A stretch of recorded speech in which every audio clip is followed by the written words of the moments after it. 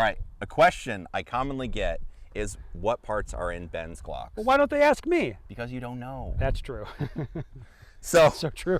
We kind of have two setups, two different guns for Ben. This is a slick gun, is the way I would describe it. It's just... That's how I describe it. There you go. I think you stole that from me. I said it first. Okay. This is just a factory grip. It's got a red dot on it, factory trigger. All it's done to this is just Taran Tactical Springs. The striker spring does make it it changes the trigger pull a bit, makes it a bit lighter. But other than that, everything else is factory. Can I talk about how I use this? Yeah. So this pistol and pistol setup like this are used for military law enforcement training. I don't want a heavily modified pistol. I want to shoot a very plain gun.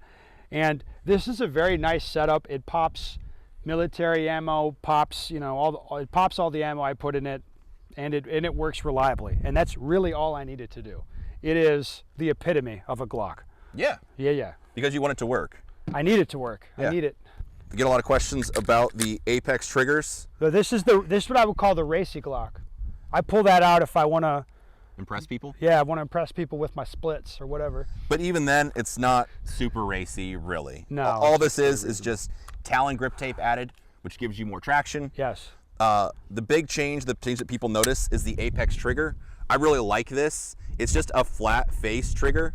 So the reason I like this is because with that wider trigger, the trigger shoe, it's easier to push the trigger straight back as opposed to having like that pointed trigger. Like the regular Glock trigger, it's easier to kind of press it sideways or not get your finger straight around the front of the trigger guard and press back. I shoot the curved shoe good, but I shoot the flat trigger good too.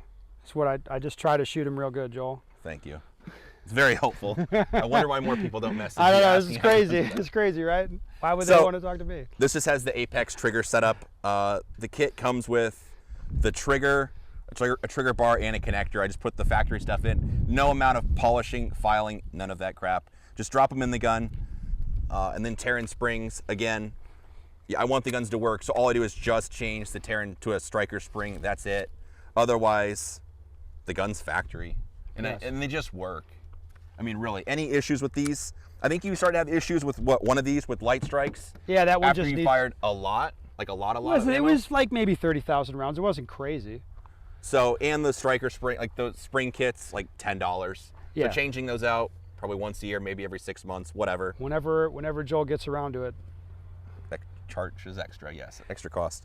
Otherwise, both guns are basically factory. You just use regular factory Glock magazines. Mm-hmm. That's it. It's just a basic duty gun. How'd you set up your Glock? It's like, that's the trick. I didn't. I gave it to Joel. Great.